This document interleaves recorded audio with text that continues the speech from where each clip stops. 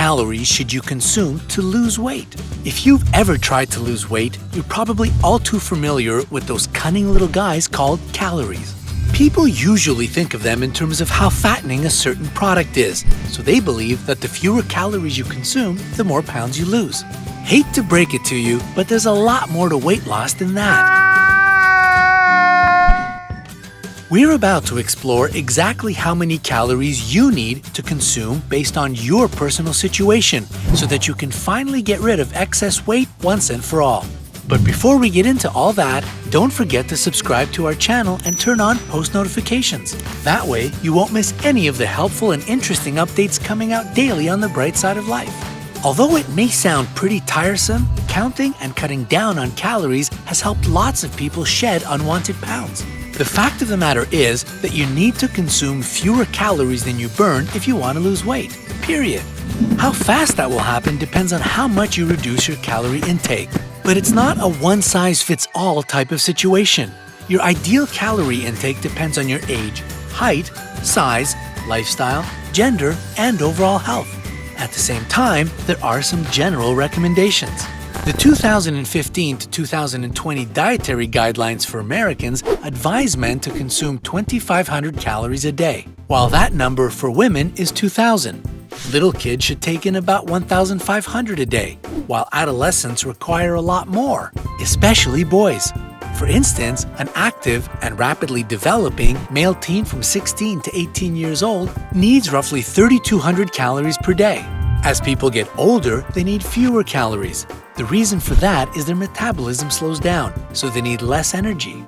That's why women aged 19 to 25 need 2,000 calories a day, but that number drops to 1,600 after they turn 51 years old. According to the Centers for Disease Control and Prevention, if you consume the same number of calories as you burn, you're in what's called caloric balance. This way, your weight will remain stable and unchanging. If you take in more calories than you burn, you're in caloric excess. As a result, you put on weight. And if you want to lose weight, you need to create a calorie deficit. That is, you should consume fewer calories than you burn. And that's where the main problem lies. Too many people get overly enthusiastic and start undereating. But consuming only 800 or 1,000 calories a day isn't enough to support your body mass during the weight loss process. Not to mention, you risk messing up your metabolism, or even worse, seriously harming your health. So, how can you figure out the perfect daily calorie amount that will lead to shedding unwanted pounds without damaging your system? For one, you can use an online calorie calculator. Any search engine will offer you a number of options to choose from. Or you can use the Harris-Benedict equation. First of all, you'll need to calculate your basic metabolic rate, or BMR, using the following formulas. For women, BMR equals 655 plus 4.35 times your weight in pounds, plus 4.7 times your height in inches, minus 4.7 times your age in years. For men, BMR equals 66 plus 6.23 times your weight in pounds, plus 12.7 times your height in inches, minus 6.76 times your age in years. Write down the number you get in the end.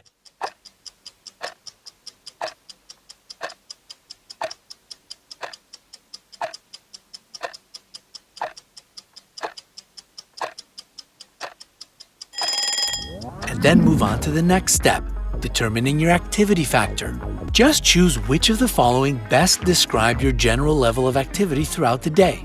Very light or sedentary. You spend most of your time in a seated position. As for your go-to free time activities, they include watching TV, reading, perhaps strolling through the park, or doing light household chores. If that sounds like you, then your activity factor is 1.2. Light. You also spend a lot of time sitting down. You probably work in an office, but you get at least 1 hour of moderate activity or exercise in your schedule each day. If so, your activity factor is 1.375. Moderate. You perform light physical or manual labor throughout the day. You also get some intensive exercise that lasts no less than half an hour 3 to 4 times a week. Might be jogging, cycling, swimming, or playing active sports like basketball or tennis. In this case, your activity factor is 1.55. Very active. This will be your level of activity if you exercise for no less than 1 hour 5 to 7 times a week. Or perhaps your occupation demands a lot of physical labor, for example, construction work, bricklaying, carpentry, farming, and so on. If this is the case, your activity factor is 1.7. Extreme. There aren't that many people who have an extreme level of activity, but they do include, for instance, athletes with demanding and almost non-stop training sessions or people who have an extremely hard physical job, such as steel workers or miners. These people's activity level is 1.9. After you figured out your level of activity, multiply your BMR by your activity factor. The number you get is the number of calories you need to consume every day to maintain your weight. If you want to lose weight, try to create a caloric deficit. This will set the wheels in motion. And exactly how big should this caloric deficit be? That, of course, depends on 3 things. Number 1, how much do you exercise per day and in what way? You expend calories all the time, but some activities burn way more calories than others. Here are several examples of different activities and how many calories you burn doing them for half an hour. For the sake of calculation, this is an approximation for a person weighing 125 pounds. Simply working on a computer burns 41 calories. Weightlifting will burn 90 calories. Half an hour of water aerobics burns 120 calories. Walking at a speed of 4.5 miles per hour will expend 150 calories. Just swimming for half an hour burns 180 calories. Running at a speed of 6 miles an hour burns 300 calories. And even when you're asleep, you burn about 19 calories every half hour. Number 2, what's your diet like? If you follow a high-protein diet, you burn more calories. Surprisingly, your body needs to make more of an effort to digest and metabolize protein. That's why it's a good idea to alter your diet instead of just eating less. Number 3, what's your individual metabolism? Any calorie calculator, including the Harris-Benedict equation, is based on averages. But you are you, not some average or generalization. You can use these numbers at the beginning of your weight loss journey, but later on you'll need to adjust this system to your personal needs as your metabolic rate changes over time.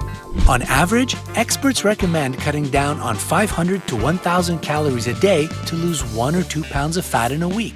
But such a drastic reduction can seriously influence your ability to lose weight in the long run.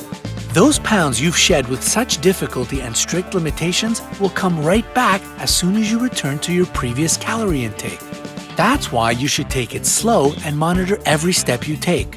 For example, at the end of a 2-week period, check how much weight you've gotten rid of. If you're left dissatisfied with the rate of your weight loss, try to include more physical activity before you reduce the number of calories you consume. After that, remove another 250 calories from your daily intake and test this approach for 2 more weeks. There are also some tips on how to burn energy faster so that you can lose weight more efficiently. Eat a breakfast full of protein and healthy fats. That'll keep you full for longer so that you don't feel the desire to snack throughout the day. Have your meals at the same time. This will help you burn calories more effectively. Include slow-burning calories in your diet. High-fiber carbohydrates found in quinoa, buckwheat, or beetroot and healthy fats in avocado, fish, and olive oil need more time to release energy. So after eating them, you won't get hungry so quickly. Consume more foods rich in fiber. Vegetables, fruits, and whole grains will do you right. Change your manner of eating. Try to rest between courses and eat slowly. It usually takes your body 20 to 30 minutes to realize it's full.